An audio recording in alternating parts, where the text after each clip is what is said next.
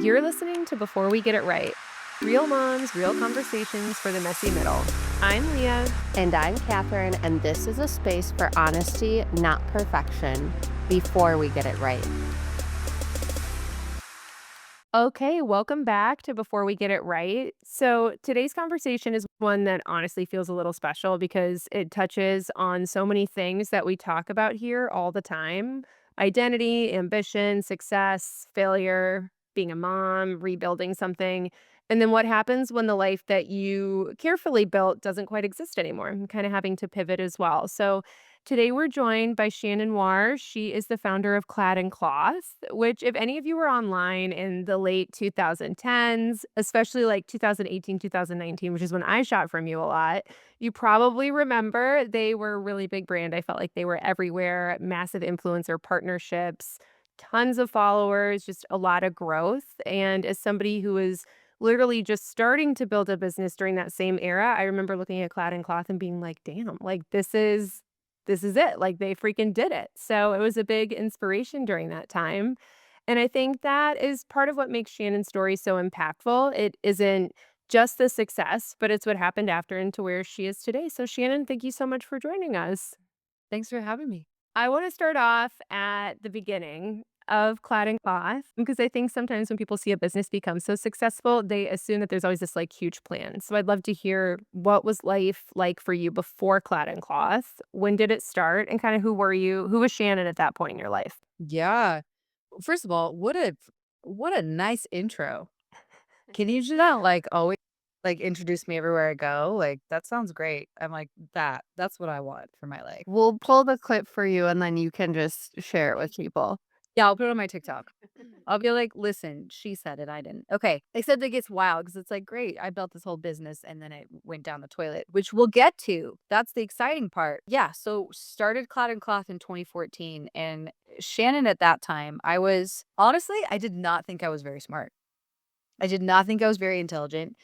And I knew I wanted to do something in the fashion industry, but I really struggled with the idea of feeling like I could actually even make it in any type of corporate sphere. Like I'd worked for Anthropologie and Free People, and I just had kind of convinced myself that the only way I was going to be able to actually achieve that was to do it on my own, which is insane. Now that I look back, I'm like, doing it on your own is way harder than like trying to go corporate. Anyway, so that was in my brain. I was like, all right. And I also wanted to be a mom, you know? That was very important to me at a young age. I got married really, really young, like stupid young. Like, So how young? How young like were you when you got married? I was a baby. I was 20 years old. And I was like, yeah, this is normal. Like what I don't anyway, that's so got married at 20 and I always knew I wanted to be a mom. And so I'm like, all right, how do I balance all of these ideas? Like, I want to do my own thing. I'm an entrepreneur. I want to be a mom. And I was like, I'm going to start my own business because I'm really passionate in this. So, really, it just came from a desire to want to be an entrepreneur, not feeling very smart, and just kind of going for it. I mean, in 2014, I invested probably it was like $800 at the time, which was a lot of money. Invested it into product, and I just went for it. I mean, so something about my personality, I am not risk adverse at all. I'm just like, hell yeah, like let's go. So I was like, great, cool. I'm gonna quit my job.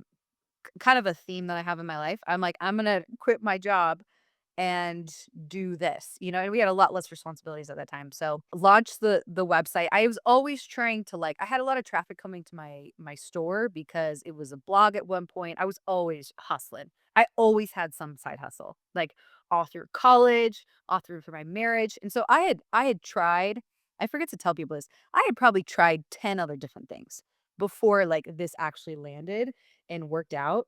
Which I think that's so important to point out because a lot Yes. of people see like the one thing and it's like, yeah, but you didn't see all the other things that didn't go right before one actually did. Yeah, and I kind of forget about it too. I'm like, "Oh, yeah, you guys, I was doing the most embarrassing things." I mean, I was trying to be a DIY blogger, which is not embarrassing, but I was embarrassing doing it because the stuff was, like, so shitty. But, and I didn't even like doing it. I was just like, "How do I make money?" And then I was selling designer jeans in quotation marks from, like, I don't even know where. They were not designer jeans, and I was doing jean parties for a while. Do you guys remember those? I never went to a jean party. I never I can no. only imagine, like, I think of, like, Mary Kay or, like, makeup parties. Oh gosh. Yeah, all of that, yeah. Tried so many different things. And this is the one that finally landed. I knew I was the most passionate about this. And really, like, it took off. Like, right from the beginning, I was making money. Um, because I had, I'd done a lot of research before then. And so I had probably about 10,000 unique hits a month on my website. So I just switched it over to my shop and I was getting orders right away. Like friends, family. And then that was the heyday of Instagram. So you could any follower you had, you could equate to a dollar amount. It was, you post beautiful, creative content, people follow you, they see it. Things were like selling out so fast. I mean, within the first month, we were like, it was only me, was selling out of things. And so then just scaled it from there. And it never was something where I was like planning for the future, like, okay, I want this to be a multi-million dollar company and like this is how I get there. It was just I love to do this. And every step of the way, it was like, holy shit, I'm making money. Like, holy shit, this can pay for groceries. Holy shit, this by the way, sorry, I swear a lot. You're Um good. That's okay. Swearing's allowed on here. Yeah, yeah, we let it all out. Okay. And then I was like, "Oh, holy shit, like, we can pay for our rent." Actually, we had a friend who was in or, like, going into private equity, and he was like, "You guys" and this was he was saying "you guys" because he was talking to me and my husband at the time. He was like, You have a real thing here. Like, this is a real business, and, like, you need to see it as such." And that I really, like, hadn't thought about it like that until that point. Because we have imposter syndrome. And I was just like, I don't know what the fuck I'm doing. Like, I'm just like shooting the shit and I love it and I'm doing it. So that's really like where it started from. It wasn't just this like, I'm not like a savant. I'm not like, brainchild of this thing. And then it just grew and grew and grew organically. And then we were able to invest and we did a lot of those influencer collaborations. I'm curious, like, just to break that down a little bit further, like, what originally inspired the brand itself? And, like, how did you start with getting the product and things like that? I always knew I was passionate about clothes and fashion. Like for me, it's an art form. Like it brings so much joy to me, but I just never thought that I could do it. And I saw another boutique doing it. She had started like 8 months prior to me. And I remember looking at that and I'm like, I can do that. So I basically just did a bunch of research. And at that time, it was really hard to figure out like where to get wholesale clothes. It was like one of like the best kept secrets at the time. Now it's like whatever, everybody knows. The owner of the store probably hates this, but I had somebody who had bought from them and I was like, bring all of your clothes over that you bought. And I want to look at all the brand names. So I looked at all the brand names, researched them, finally found the website where you like get all this stuff. And then that's how I bought the product. They have these like marketplaces where all these brands and vendors come on and then you can buy it in this like one hub, basically. Yeah, So that's like what Fashion Go or something like that. that's what it was. It was Yeah. fashion. That was like the big one at the time. And it was one of those things where like if you knew about it, you never said you knew about it. Yeah.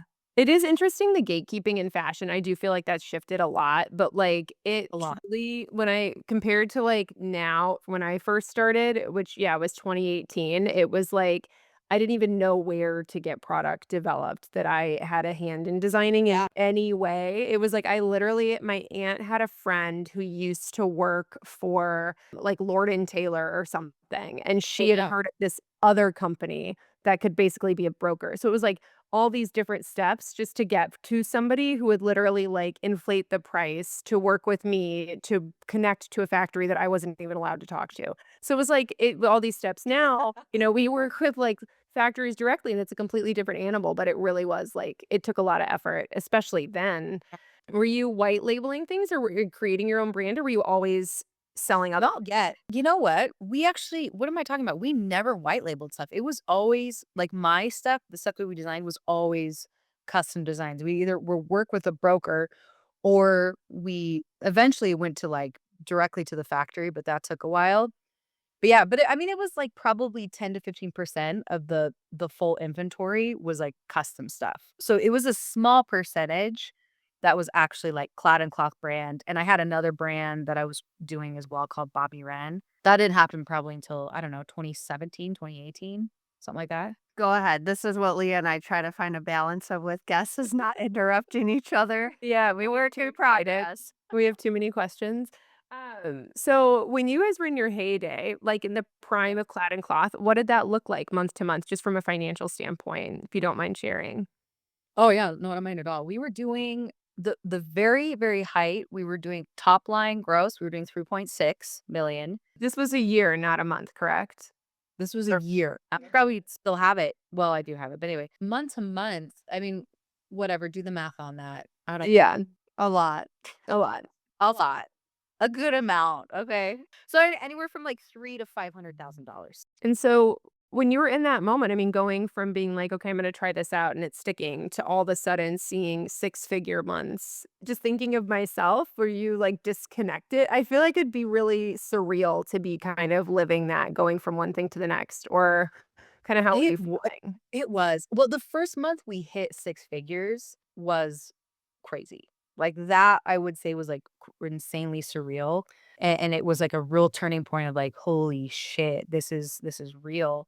At that point, when we were making that much money, I was used to it. I had a couple of companies come to me wanting to, like, buy us out or invest, and so it was more normalized at that point, and it was very much, like, growth mentality, like, "How do we scale, and how far do I wanna scale, and, like, what is that gonna look like with my life?" And so very, very different problems and, like, thought processes were happening at that point than they were, we were doing, like, a million. Yeah, I mean, because I was a mom at that point. I mean, I I was had 2 gonna say, kids. yeah, did you have kids yet? And then, like, Yep. were you also I'm just, like, such a logistics person.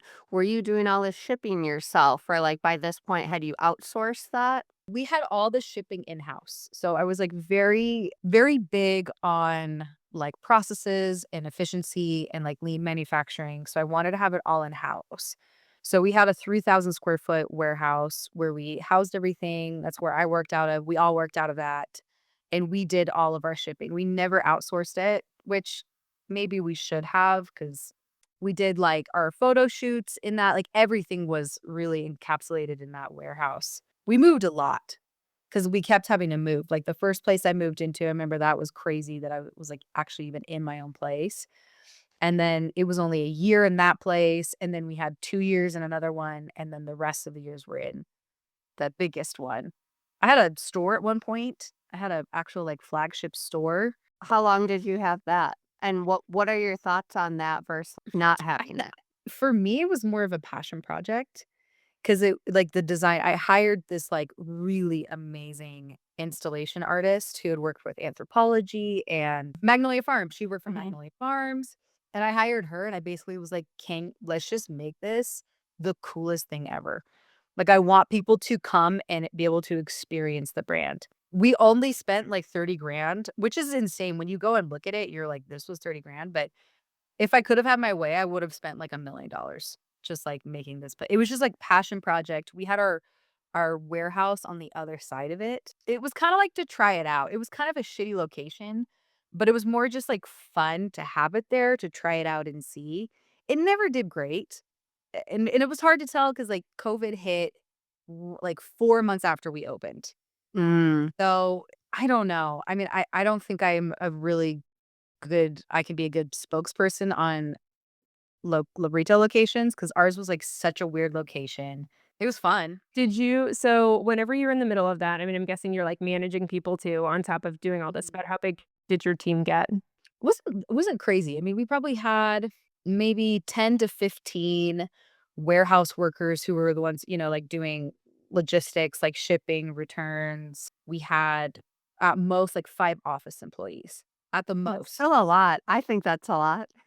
I think that's a ton. It was. We were doing a ton of volume, and we had a pretty small team, which was fun. I felt really proud of myself. I was like, it's never something I imagined for myself. Never in my wildest dreams would I have ever imagined myself there. Even though I was like a hustler and I would grind, I just like never thought it was in the stars for me, which was it's so interesting. I think that's probably what pushed me and still pushes me to, like, get to successful places.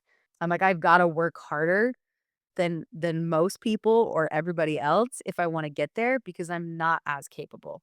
That's a very interesting standpoint. But yeah, I probably a majority of people feel that way for sure. Yeah. Oh, Totally, because I think we also, like, romanticize what it's like for other people who are doing these types of things, and it's like, "Oh, they have it figured out," or, like, they, are a lot more capable than us, but I think at the end of the day, we're all human, and it's like, once you get a taste of it and you realize, like, "No, I can fucking do this," then I think it motivates you to do all kinds of things, and you could realize that, like, once you put your mind to something, you can do it, and so, do you have 2 kids? I Is have 2 that girls, so 7 and 10. super okay. Yep. So So how did you do that? How did you yeah. manage the growth, like, because it was so fast, like, how did you manage that while being a mom at the same time? You just do it, Did you right? have support? Yes, yeah. I have 2 girls as well. Okay. Yeah, I have 3 kids, 2 boys and a girl. I was the breadwinner in my family at the time. So I'm divorced, but so I was married this time. I mean, I remember there were times where I remember going to my husband and I was like, it was like I was so pragmatic about it. I was like, hey, I might have a mental breakdown. I don't know, in the next like month or two. So we just need to like prepare for that. It was How awful. thoughtful. You Oh were my God. preparing for it, just like Like, a this mom. is so yeah, you're just like, "This is what it is." Like, my body can't like, I'm not it was good it got to the point several times where I was like, "I don't know how much more I can take or handle." It really pushed me to the limit, past what I thought was my limit so many times. When I was pregnant with my second, I had a massive VC firm from Boston wanting to invest. They didn't wanna do a full buyout because they wanted me to stay in the brand. They're like, "We need you here. We need you to work." And they were like, "You but we need you back, like, 6 weeks after." And I'm like, "Have you had a baby?" Like, obviously, no, because that's insane. Like, no, but it was crazy. It was so crazy. I mean, I was, like, pregnant. I was in a meeting with, like, a managing director of this, like, VC firm.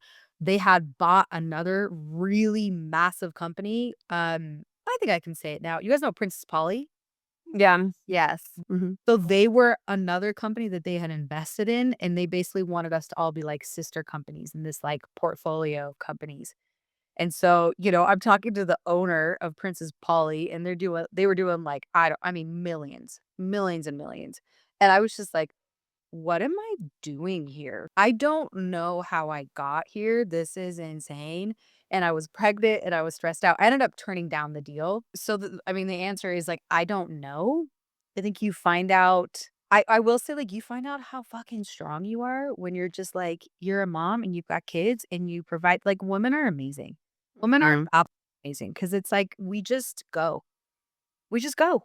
So, where we're at right now in the story, you built something that was incredibly successful. You're killing it. It's everywhere. Like, I remember I bought these Free People jeans from there, like 2 pairs that I loved and I could not find anywhere else, including on the Free People website. They're like the 2 pairs of jeans that I still think about and have never been able to find again. But then, you made the decision because you're trying to step away from the business a little bit and have it kind of stand like succeed with or without you, which I feel like we as business owners, everyone tells you to do that. Everyone says you should not be the core of your business. Your business should be able to operate without you or else you will go crazy.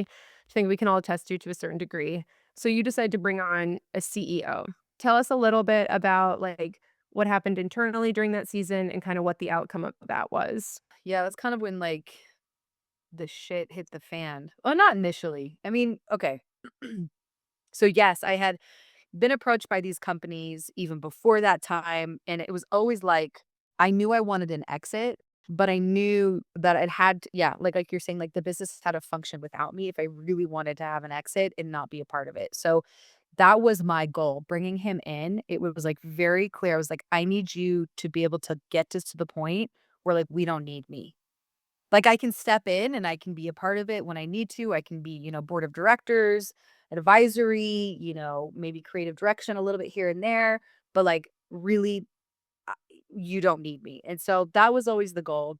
We got kind of close, but it really came to a head when I was getting a divorce, which, emotionally was I was like so tapped out. And I was also starting another company at that point. So I had this idea. I just like mentioned it to my brother-in-law one time. I was like, "Yeah, I think this is a really good idea." And then like the next week he was like, "Hey, I found you like partners that want to do this with you." I was like, "Wait, what?" It was crazy. I was like, didn't even have to pitch them. They were just like, "Yeah, we're in. Like, let's do it." And I was like, "Okay." So I started working on that. getting a divorce, but it took like all my time away. So I sat down with my CEO and I'm like, listen, I need you to just like fully take over. Like, I am so spent. And at that point, like the divorce was not amicable. It ended up being amicable, but at that point it was not. And so for an entire year, I was just gone.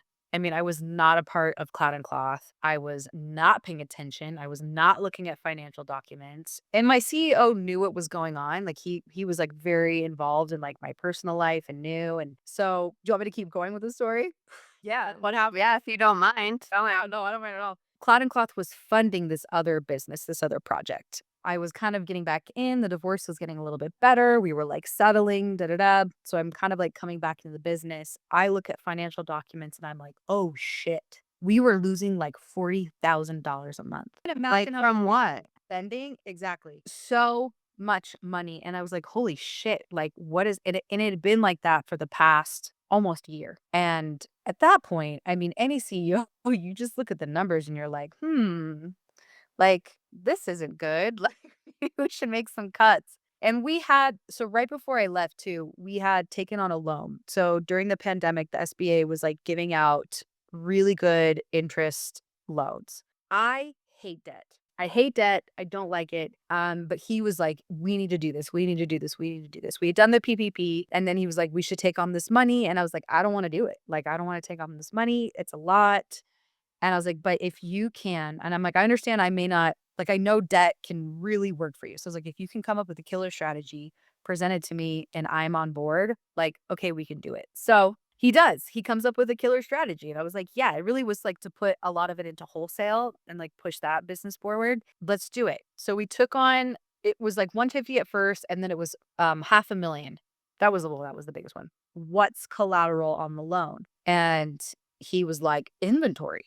And I was like, "What? That's crazy." Because we had a revolving $500,000 of inventory at all times. So, like, worst come to worst, we could just sell through our inventory, pay off that loan. That was the thought process behind it. And I'm like, "Okay, great." Like, Makes sense. that makes a lot of sense. And I'm like, "Okay, all right, we'll do it. We could maybe like double, triple this money. We've got collateral with inventory. So, like, no one's tied to it personally. Great." Then I kick out.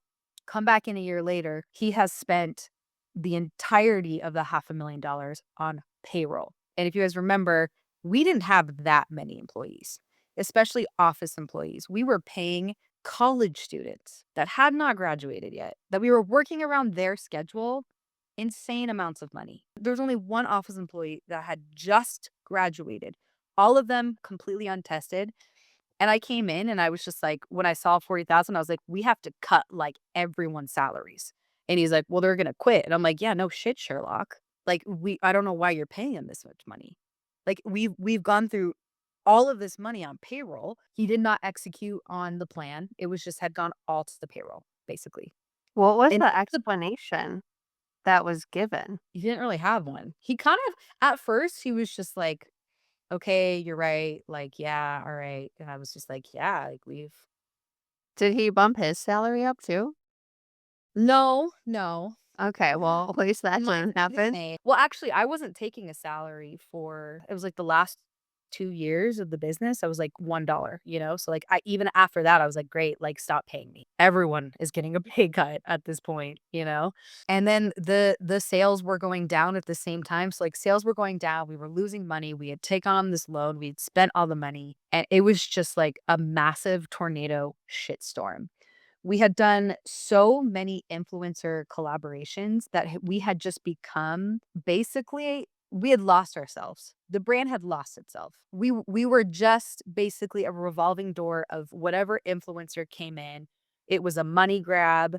We had lost our integrity. It just wasn't what it used to be. Like Cloud and Cloth wasn't what it was even like a year or 2 years before that. And Were you paying the influencers or we like did just gifting them worked stuff? really well. I mean, like, in the reason why we went that way is because we paid them on commission, and we were basically like, "Hey, we'll profit share with you. Let's Mhm. let's do this." And there's some influencers who made a shit ton of money, and there's some influencers who didn't make any, and they were very upset with us. But so, like, it was an interesting time. We pissed off a lot. We did good with a lot. And we did. We required them to, like, actually work. You have to actually do these things, and there was massive contracts. So anyway, but we had lost ourselves. The brand did not have an identity anymore. I was gone. We were just the whole website was just like whatever influencer we were doing a collaboration with that month. I come back in, everything is tanking, and I'm just like throwing hail fucking Marys at that point. Worst publicity thing I've ever done in my life was during that time, and I pissed off basically every influencer we'd ever worked with. Like, it was such a shitstorm. What And was it? oh my god, it was so bad, you guys. Do you remember there's still a video of it. So it was a video that you made. It was me. You remember that trend where it was you, like, would flip the camera? You'd be like, "Someone I wanna murder," it or, like, "Someone I have a crush on," and they'd turn the camera? Like, relatively early, like, TikTok-y. Yeah, yeah, I was. I'm kind of a grandma with technology, which is funny. I only learn the technology I have to learn, and then I stop. So TikTok was still very new for me, and I take full accountability of this. This was, like, such a bad move, and I've apologized to all the people who were involved, but we did it based on influencers. So our business was influencers, and then you have me making the video calling out influencers. So, like, obviously great move, you know? Like, great, great, great, great, great, cool, cool, cool, cool, cool. It was like an influencer we loved working with, and then, like, I would turn the phone, but I actually had the influencer on my phone and didn't realize you could, you know, screen record and then slow it down. People figured out every single person it was. And I just like such a dumbass that I did that. Anyway, then we did like the sassiest influencer. We did an influencer who blackmailed us, which is true. We did have an influencer blackmail us. And those are the ones that we got so much heat over. We should have gotten heat over that. It was like super inappropriate. Like one of the girls was like 20 years old and we were like, it was horrible. And then not only was it horrible, at the time, I doubled down. So instead of just being like deleting it and being like, "I'm so sorry," I absolutely was just like, tried to defend myself, which just made it so much worse. And like, I legitimately really hurt some people. And I Yeah. really regret what I did and how I did it. Cause some of these girls were really young. Like they were young influencers and they didn't know as much as me. Lessons learned. Lots of learning, a lot of, like, really bad attention. I mean, we were going viral. We were up to 500,000 views in an hour, and but that's when we deleted. Like, I deleted it. All of the influencers that were friends with these other influencers posting about us, DMing me personally and telling me how shitty of a person I was. Well, and you're in, like, the height of cancel culture at that point too, where I feel like that was really a time where it wasn't just, like, you get addressed and notified that this is inappropriate by, like, one person or the people directly impacting, and Oh, yeah. anybody who was affiliated with them took it upon themselves to share that with you, and, like, yeah, we all make mistakes, but I feel like that was a time where, like, every mistake was really, really noticed. So I'm sure right after that, you noticed there was probably a strong decrease in sales. What Did you people didn't know at that point is we were already in a massive decrease. I was gonna say you were already on the downfall Mhm. that, you had that. So what was the moment that like everything just blew up? We stopped doing your brand. I mean, it was slow. It was a really slow, painful death. Okay. And it was 2 years after that of just slowly firing people like, not firing, I mean, letting them go, laying them off, and then, having to downgrade the inventory and then moving into someone was super nice and was just like, "You can just use, like, this little part of our warehouse for free," and so I moved into there. It was so painful, and it got to the point where there was me and one other girl. And to this day, I'm like, she was so great to like hang on with me. And it got to the point where I was like, well, we're still losing money every month. It was less. I mean, we were cutting costs at an alarming rate, like, but but the sales were decreasing faster than I could cut. I had to make a really hard decision one month. I was like, I can keep racking up debt or I can just officially close the doors. That's what I did. And that's when I found out the other shitstorm that hit me because I was like, well, all right, I'm going to go bankrupt and I'm going to just rebuild my life, but at least I still have my home. I have my girls, I'll figure it out. That's when I found out that my CEO had signed my house as collateral on the loan. And you I had not it was supposed to be just inventory, that's what you thought it was. worry. I found all the documents later. He had electronically signed it for me. There was only one thing that I had to sign, like ink. It was at 150,000. So he showed me all the documents at 150,000. But once you go over that threshold, everything is personally guaranteed and you need personal collateral. He purposely hid that from me because he knew I would have said no to the loan. So I find all this out. I mean, 2 years later, after I've already fired him, he's gone. I find this out. I find out Why? even if I file for bankruptcy, I can't get out of this loan. They could come take my house at any point. I now have no income. I have nowhere to live, maybe. It was incredibly scary. I mean, it was probably the scariest my life had ever gotten because, my business had just failed. I was grieving that, and my identity had been attached to that, and then I was like, Holy shit," like, I actually could be at a point where I'm, like, destitute. So I move out of my house because 'cause I'm like, "I don't know what's gonna happen." I rented out just to make any type of money. That was, like, the only income I was making was, like, the rent from my house, and I went and lived with my brother, and I was like he's like, "Hey, you can have this 1 bedroom," and I'm like, "Amazing." So we slept on the floor at my brother's place, so kind of him. And that's how we survived for When was this? 2021, end of 2021, 2022. So your girls are little. Yeah, yeah, they were, and it was really hard to move them out of that house. I mean, they knew what was going on. My oldest knew what was going on because, like, she knew we didn't have any money, we had to move out of this house, and we had to it was pretty traumatic for everybody. It was really traumatic, and so during that time, I just was like, I was trying to find a job and it was crazy because, I had run this business for, at that point, I mean, almost 10 years. I could not get a job. Like I applied for over probably 200 jobs. And I went to Wow. interviews. I mean, I didn't give a shit. I was like, I will do anything. I was like executive assistant. I was like, I would work at McDonald's. Like, I'm like, I don't give a shit. I could not find a job though where they paid me enough where like I could pay for childcare and work and not lose money. I feel like we could do a whole podcast episode on that topic. Oh, absolutely. Yeah. So discouraging because I like, someone would offer me a job and they'd tell me the salary amount. And I'm like, if I take this job, I lose money. It was insane. It was crazy. I was just like, "What?" And I was so beat down, and I'm like, "What do I do? Like, what the hell do I do?"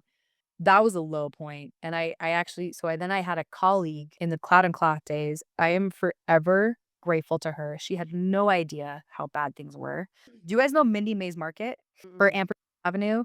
The owner of that company, I had worked with her, in the early days. She helped me produce actually some of the first designs I ever made as kinda like a broker. She reached out, just was like, "Hey, you wanna go to lunch? I heard everything that's going on. If I were in that situation, that would be so hard, like, do you need some support?" And I was just like, "Okay, yeah, like, let's go to lunch." Because everyone at that point in my life, gone. Yeah. Because divorce, I had so many people had, like, chosen it was weird. It was like, "We're gone." Then people from the business who I thought were my friends, gone. There was nobody. And I also was pretty close-lipped about what was happening just because I was, like, I was ashamed, I was so embarrassed, like, I didn't know what to say. I kinda closed the doors and no one really knew what was going on, and I wanted it that way. "Hey, everybody, I failed so miserably," you know? And I was trying to survive. So I was just gonna say that, like, you just at that point were surviving, and that's what you had to do. but she went to lunch with me, and we kinda were chatting, and she was like, "Do you wanna work for me?" And she had no idea at that point. In my brain, I was like, "Don't, like, act cool, act cool, act cool," you know? I'm like, yeah, I could, that could maybe work out, like, Let me just check my schedule. yeah, like, thinking she's like, "Alright." She's like, "Write me a list of what you want. What do you wanna do, how you wanna work, and your salary amount." And I was like, "Okay." So I did. I sent her over everything, and she was just like, "Okay, great." So I ended up working for her for 3 years. Loved Nice. it. Loved it. I was their creative director, and it was a super small company, it was super similar to mine, so, like, fit in really well, functioned really the same.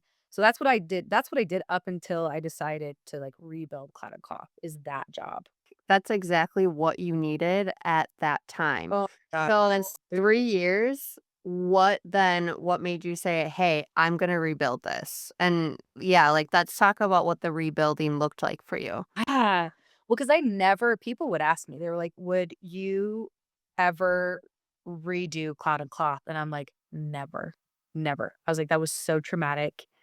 And I felt like the biggest failure on the planet. I did not realize my CEO had committed fraud at that point. I didn't realize that. I actually didn't find that out until, like, 3 months ago. Was he, like, arrested for that? Like, was he is that are you talking about in your situation? Or did you ever okay. No, yeah, he committed fraud. He fraudulently signed all those documents. He fraudulently signed my yeah, so, like but I all these years, I thought it was my fault. I thought I had, like, been dumb and didn't, like, look at something or I signed something without you know what I mean? Like, I was so It's much easy to guilt. put the blame on yourself, but, like, you trusted this person and this person screwed you. You know, and I had people throughout the years say the same thing, like, "Would you ever do this again?" And I was just like, "No, never." Even, like, 3 months before I actually decided I was gonna do it, I still was like, "No, I would never do this again." That was so awful. Randomly enough, it was a guy I was dating who ended up being a total shitbag, but he said this one thing that at that time was really simple, but so profound to me, and I needed to hear it clearly in that moment. He asked me, he was like, "Why don't you start your company again?"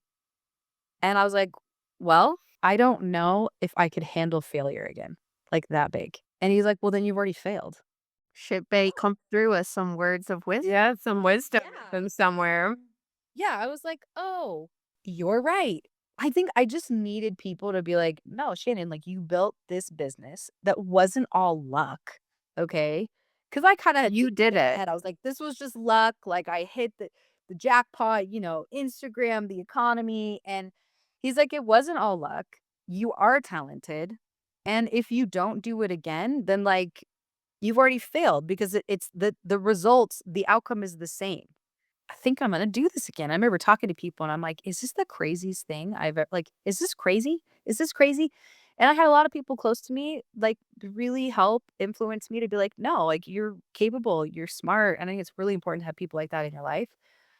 And they're like, "No, I don't think it's crazy for you to do this." So trying to see if I could do it at the same time, and I kinda let my job know. I was like, "Can I try to do this and do it at the same time?" And it got to a point where I'm like, "No, I needed either, like, Oh, all in. go all in or not do it at all." And so that's when I decided, I'm like, "All right, I'm gonna quit my job and I'm gonna do this all in." And it is probably changed, I don't know, like 10 different times how this rebuild is going and how it's gonna go, and it probably will change more as I go. You're But yeah, figuring it out. a huge reason I'm doing it is because my daughters watched me fail, and I want them to know that it's okay. That it's just like, "Yeah, I failed, no big deal. Guess what? Not the end of your story. Like, you can come back from this. You can so massively hit rock bottom." In a lot of ways, it's cathartic to hit rock bottom because 'cause you're like, "Well, there's no going down from here." That's real. And if I can get out of this, then I can do anything. And I think that's the biggest takeaway I have. I have moments where I falter, but I'm like, if I can figure out how to be happy, content in this situation right now, then I can get through anything. And you're teaching your daughters to be able to do the same, which Well, I think is amazing. I think you're teaching all of us too, because I will say, like, I stumbled across your rebuild during a season where I mean, and still am navigating a lot of financial stress within our business. And like what you went through literally is in my brain, what I've always considered to be like my deepest, darkest fear. Oh, I don't want this to happen. And then I come across your page and I'm like, oh my God, this woman went through this. She's surviving the literal thing that I have told myself and kind of held myself captive by this fear. Honestly, it brought me a lot of comfort, like to see someone else go through it and like I can't even fathom how hard that was. I can't imagine everything, like, you went through mentally and just everything, and then I was like, "But she fucking did it, and, like, she's okay, and now look at her," you know? So it was, like, really inspiring for me to see that, like, to the point where I came across your page. This was, like, Catherine, what, a year ago? Because I kept Yeah, she's voice message today about you multiple times. Well, for you to say this is just like you have no idea. Leah really needed that message, like, at that time too, and it just you probably don't even know, like, the impact that you're having on so many women that are either at rock bottom, afraid of rock bottom, or, like, someone start wanting to start a business, but they're too scared to start because of X, Y, and Z, and so I think in just so many ways, your story and rebuilding your story from the beginning, like, everything is just very inspiring. Yeah, and I'm curious though too, you talked about, like, getting out of it. You moved out of your house. Did you end up selling your house and doing all that to pay off the debt, and were you able to kinda exit this as, like, free from that, or are you still navigating that part of it? First of all, thank you. You guys said so many nice things. I still own my home and I've kind of just been like learning how to be content because I've had this loan. I've had $500,000 kind of lingering over my head for, I mean, however many years this has been, what, 5 years? And I've had to learn how to be like, have this here and still move on with my life and still be happy and still be, and so I still owe that money. Mhm. But the interesting part that just happened like 3 months ago is I always was like, all right, I'm gonna pay this off. I'm gonna figure it out. I've been working with the SBA. And it was just recently that I was like, he committed fraud. This dude committed fucking fraud. And it was such like a release for me because I was like, "Oh my god, this isn't all your fault." And so I currently now have an attorney and we're going to the SBA to be like, "He committed fraud." I'm not going after him. I'm not interested in doing that. I just want this monkey off my back. So Totally. so yeah, it could go away. I don't know yet what's going to happen, but I'm learning how to be okay during all of this. What does rebuilding, like, in your day-to-day right now look like? I know I've seen your TikToks. Is that where we're primarily focusing? Yeah, it's been interesting. TikTok's so fun. I'm not an influencer. I don't love social media. I'm a highly sensitive, highly emotional person. If I'm in a slump, I'll go kind of a long time without posting. It's definitely been ups and downs. I'm for sure in the messy middle. It's a lot of pivoting and understanding, like, here it is. It's a lot of allowing myself to rest and not feeling guilty for it because there's a lot of guilt because I'm like, I didn't post every day. Like, oh no, the longer I don't post, the worse it's gonna get for me later. And I've just had to be like, I'm still learning about how to like breathe through it. And you can't work through burnout. You can't. Physiologically, like we actually cannot do it's not possible. So if I'm being totally honest right now, I'm in burnout mode. So I was actually really grateful to have this conversation because I'm like, this is gonna help me. It sounds like you're learning how to slow down, I'm which learning how to slow is down. good. I'm learning how to not guilt myself because I am not constantly working. You guys know, like being a woman, I am not the same day to day. You should listen to the episode we just released today because it is Okay, or I will. yesterday, all about that. You guys know, I mean, just like manage and be a mom and like where to put my focus. I am gritty as fuck. So, will I be successful again? Absolutely. Will it be in the super near future? Probably not. It's probably gonna be a climb.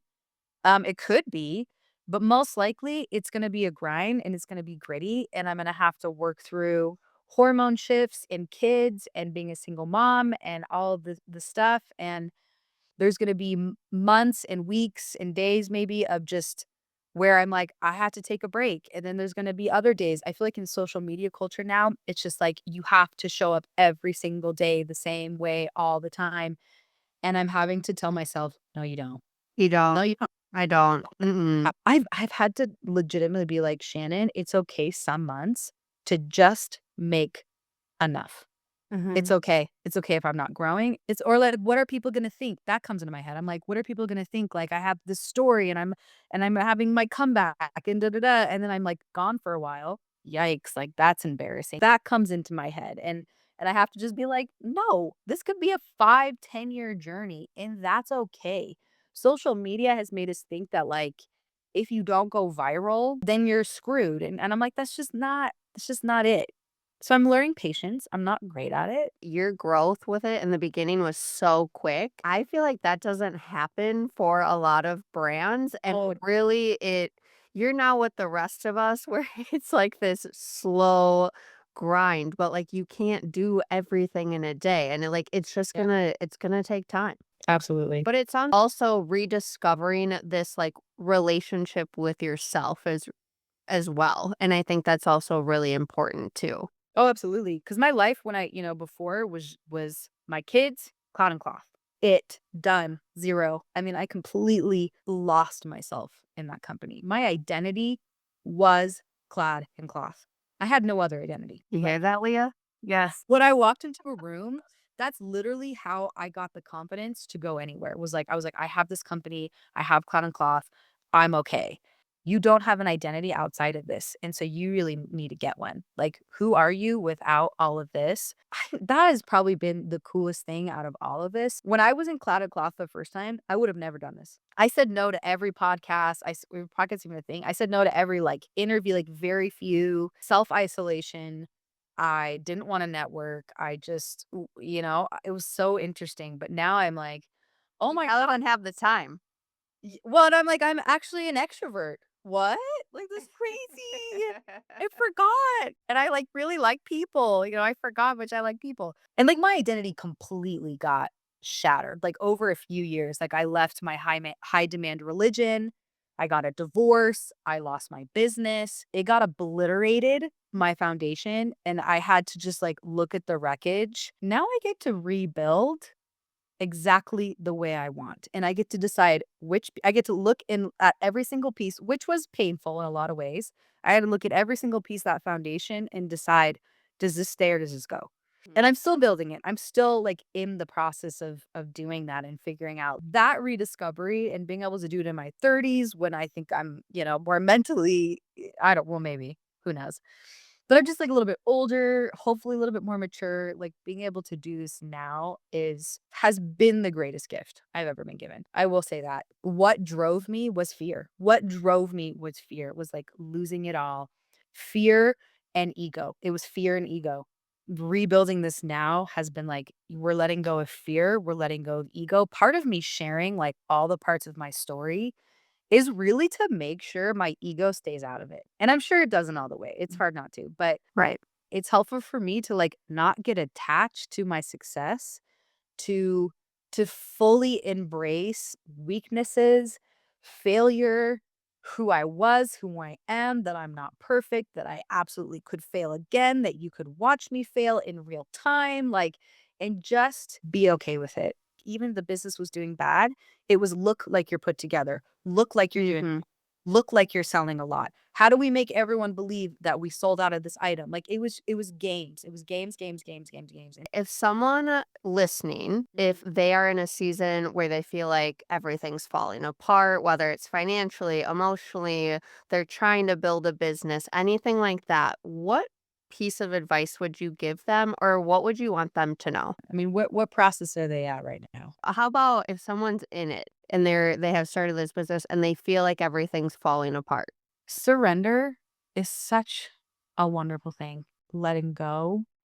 Control is an illusion. Surrender is something that I was forced to learn. It got sacrificed on a table whether I wanted it to or not. Like all of these things, losing my business, losing my marriage, losing none of it got easier until I surrendered it. I let it fully die. We have so many wonderful stories in nature, if you're religious, biblically, even like the night comes, then the sun rises. We have the winter, the death of all things, and then we have the spring. I think everything comes in cycles. You cannot control nature. And so you surrender to it. You realize there's going to be times of death, there's going to be times of life, and to let go and surrender. I would say the minute we try to control, the minute we get fearful of like, what if I fail? That takes up room where we get to be creative, where we get to be successful. If anyone's starting a business or in a business, it's like really sit with the idea of failure. Because I think once you are no longer afraid to fail, and I think it comes in waves, because sometimes I still get that worried, afraid of I'm going to fail again.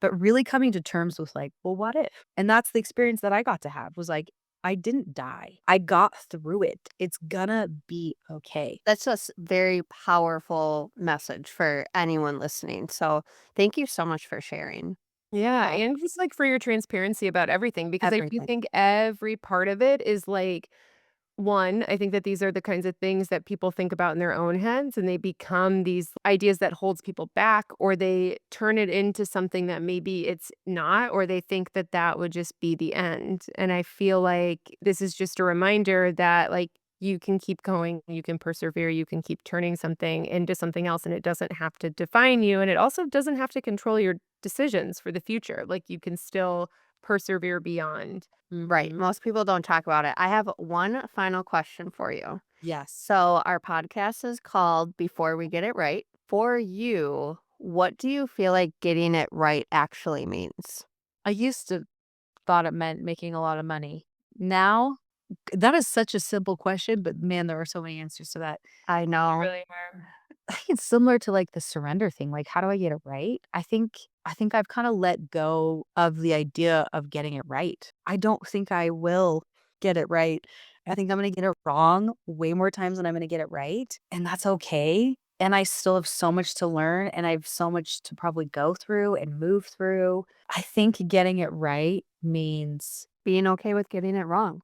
getting it wrong sometimes, surrendering, going with the flow, moving through nature. The winter's always gonna come, but the spring's always gonna come, and I love getting that. it That's a perfect answer. Thank you so much for joining us. This is, Really? I loved it. Loved it. I even teared up a little bit during that. Yeah, I can't You guys are you're freaking amazing, like, I hope you know that. The fact that you do all this and then you tell people about it, you put it out in the world, that just continues to inspire other people. I like Catherine said earlier, I'm sure you are inspiring and making so many more people feel comfortable in who they are in their situation than you even realize. So thank And we're going to have you back in like a year. Yeah, Ask to me see, where like, you're the at. follow-up. hell yeah, let's go.